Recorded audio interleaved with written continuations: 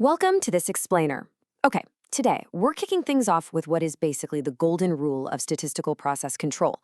Good numbers mean absolutely nothing if your process is out of control, right? Like if you've ever looked at a really beautiful, super flattering capability metric and thought, wow, our process is literally perfect. Well, you might want to look a little closer. Because as this quote hits right on the head, a capability index on an unstable process is just fiction. It's a fairy tale. It describes a process that just doesn't exist, out there on the floor. So let's dive right into this. In today's explainer, we are unpacking Module 7. We're focusing on process capability, continued monitoring, and of course, real-world implementation. We are basically going to shatter that illusion of fake capability metrics, and I'll show you exactly how to build a rock-solid, mathematically defensible system for actually verifying your processes. Here's our roadmap for the day. We'll start with stability first always, then decoding the capability indices, covering the 4 absolute prerequisites, look at continued process verification, discuss investigating signals and data, and finally hit on the mistakes that sabotage SPC. Let's get going. Section 1, stability first always. Okay, so before you even think about calculating how capable your process is, you absolutely have to prove it's stable. Look at the fundamental difference between the 2 voices in your manufacturing setup. On one hand, you have the voice of the process. That's your control limits. These are computed strictly from your actual data. They tell you what the process is actually doing in reality. If the process changes, boom, these limits move. Now, on the other hand, we have the voice of the customer, your specification limits. These are set entirely outside the process, by regulators or by product design. They dictate what the product must be. You can never, ever mix these 2 up. And honestly, you should definitely not be drawing specification limits on a control chart. It's a huge no-no. Moving on to Section 2, decoding the capability indices. So you'll hear CP and CPK thrown around together all the time, right? But they are asking very, very different questions. CP really just asks one thing. Is the process spread narrow enough to fit inside those specifications? But here's the catch with CP. It is completely blind to centering. You could literally have this tight, perfectly narrow process spread that's pumping out 100% defective parts simply because the entire spread is sitting way outside the specification limits. And guess what? Your CP would still look fantastic. CPK, though, that is your reality check. It asks, okay, is the spread narrow enough, and is it actually centered in the right place? Now, when we look at this full matrix of indices, I want you to notice the difference between the C indices and the P indices. The C indices, so CP and CPK, they use the within subgroup sigma. Basically, this means they're blind to any shifts happening between your subgroups. They're a measure of potential. They are making a promise about what the process is gonna do tomorrow, assuming it stays perfectly stable. But the P indices, PP and PPK, they use the overall standard deviation of all your data combined. They aren't predicting the future. No, they're telling you the cold, hard, historical reality of what the process actually did, including every single little shift and drift along the way. So why does this matter so much? Just look at this massive 2.5x gap. In a fictional case study we look at from Meridian Therapeutics, their baseline process looked incredible. But when it drifted out of control over 30 subgroups, the CPK, which remember was calculated using that short-term within subgroup data, stayed at a really flattering 1.538. However, the true performance, the PPK, it completely plummeted down to 0.621. That means the CPK was 2.5 times higher than what the process was actually delivering. When an unstable process generates a high CPK, it's literally just a fiction. That giant gap between the CPK and the PPK is quite literally a measurement of the instability that you haven't controlled yet. All right, Section 3, the 4 absolute prerequisites. Listen, you can't just plug a bunch of numbers into a formula, cross your fingers, and hope for the best.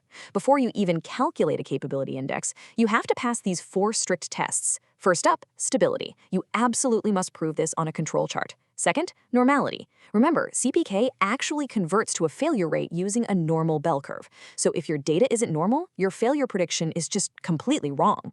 Third, measurement resolution. If your gauge only reads to the nearest milligram, but your actual process varies by fractions of a milligram, your gauge isn't seeing the variation, it's just rounding it away. And fourth, enough data. Doing a capability study on, say, 20 tablets from one lucky shift, that's not a calculation, it's a total guess. If you fail even one of these 4 prerequisites, your capability index is totally indefensible. Which brings up a great question. What actually happens when your data genuinely isn't normal? Because things like impurities or residue, they often skew naturally. Not normal isn't necessarily a defect, but ignoring it definitely is. So you really have two honest options here.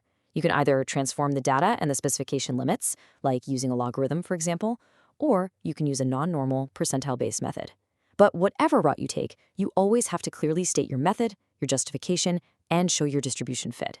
Never ever just quietly use standard normal theory, hit calculate, and just kind of hope nobody notices that massive heavy tail in your data. Section 4. Continued process verification. Okay, this is where SPC lives for the entire commercial lifespan of a product. The absolute beating heart of continued process verification is the monitoring plan. And look, this isn't just some basic checklist of tests. It's a proactive playbook. It decides everything in advance. What are we measuring? How often are we measuring it? Who exactly gets the phone call when a rule trips? And how fast do they have to react? The real beauty of a monitoring plan is that these rules are all written down when nobody is panicking. Because let's be real here, decisions made in advance are solid, but you absolutely cannot negotiate standard procedures in the middle of a panic when $1 million batch is suddenly on the line.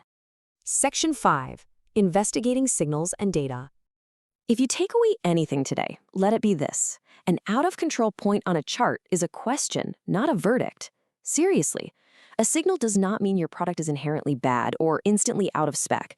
It just means the variation you're seeing right now is highly unlikely to be normal, everyday process noise. The process has changed. It's basically a giant flashing instruction telling you to go and look right now. And when that signal does pop up, you follow your out-of-control action plan, or OCAP. It is a strict step-by-step escalation order. First, you detect the signal. Second, contain the potentially affected product immediately. Third, notify the right people. Fourth, investigate the cause. And hey, always start with the cheapest, most likely culprits, like a data entry error or a wonky gauge, before you jump to the conclusion that the whole multi-million-dollar machine is broken. Fifth, take corrective action. And finally, step 6, record exactly what happened. Speaking of recording things, we have to talk about data integrity. A control chart is only as trustworthy as the raw data sitting underneath it. We rely on the Alcoa Plus checklist for this. Your data must be attributable. Who actually took it? It needs to be legible and contemporaneous, recorded right when it was measured. It must be original, like the actual balance reading, not a retyped copy on a sticky note. It has to be accurate, and above all else, it must be complete. There is absolutely no quietly dropping inconvenient data points just to make your chart look smoother. Trust me, if you feed garbage into your statistical software, it's just going to spit out very confident, beautifully plotted, but entirely wrong conclusions. Section 6. Mistakes that sabotage SPC. Let's look at some final guardrails here. These are the absolute cardinal sins that will completely wreck your process control. We've touched on a few already, right? Like drawing spec limits directly on a control chart, or proudly quoting a CPK on an unstable process, or reporting CP but conveniently leaving out CPK. That's just giving half the story. But honestly, one of the absolute worst offenses is recalculating your control limits just to make those annoying little signals magically disappear. You guys, that is literally tampering with the evidence. You just can't do it. And all of this builds to our core fundamental philosophy for this module. Specifications catch failures, but control charts catch changes. This is the whole reason SPC exists. It's an early warning system. A change caught early on a control chart gives you the time to act while fixing it is still cheap. It saves a batch long before it ever drifts far enough to fail a specification limit. Which leaves us with this final, really vital question to ask yourself next time you're out there on the factory floor. When you turn that dial or adjust that machine, are you reacting to a real, mathematically verified signal? Or are you just tampering with common cause noise and unintentionally adding even more variation to an otherwise stable process? Remember, deciding to do absolutely nothing in the absence of a signal is an active, scientific decision. So go look at your own capability reports today. Are your indices actual promises of future performance, or are they just comfortable fictions? Keep asking the right questions, and I promise you, your processes will thank you.